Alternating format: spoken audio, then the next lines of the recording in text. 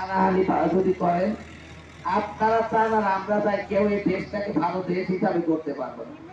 এজন্য আমার আমিরে জামাত একটা স্লোগান দিয়েছেন, চলো একসাথে করি বাংলাদেশ। আপনারা আসেন, আমরা আপনাদের সাথে আছি। এদেশের সকল শ্রেণী পেশার মানুষকে সাথে নিয়ে আমরা একসাথে করতে চাই বাংলাদেশ।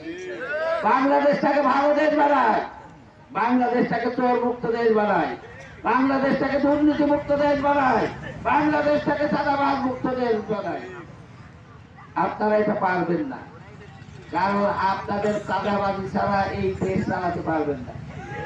আপনাদের স্বভাবিক, আপনাদের দলের চাঁদাবাজ যদি বাঁচতে আর কম্বলের লোম বাঁচতো, আর আপনাদের চাঁদাবাজ সমান হবে। আপনাদের চাঁদাবাজ বাঁচবা সমান হবে।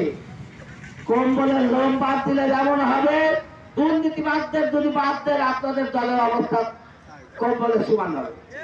এজন্য আপনারা পারবেন না। এই জন্য জামাত ইসলামীর বিরোধিতা করতে চান, জামাত ইসলামীকে ভয় দেখাতে চান। এই ভয় দেখায় জামাত ইসলামীর কর্মীদের মনে সাহসটা অনেক বাড়িয়ে দিয়েছে। প্রিয় ভাইরা আমার, আমরা আপনাদের সাথে মারামারি করতে চাই না, আমরা আপনাদের সাথে ঝগড়া করতে চাই না। একটা দিনের ঝগড়ার কারণে দেশটাকে ভালো দেশ হিসাবে গড়ার জন্য একটা দিন নষ্ট হয়ে যাবে। এজন্য আপনারাও আসেন, আমরাও আসি। আপনারা আমাদের বোকাদের, আমরা আপনাদের জন্য দোয়া করি। আপনারা আমাদের দুর্নাম করেন, আমরা আপনাদের জন্য দোয়া করি। আপনারা হুমকি দেন, আমরা আপনাদের জন্য দোয়া করি। কিন্তু গায়ে হাত দেবেন, তখন আর বসে থাকার সুযোগ থাকবে না।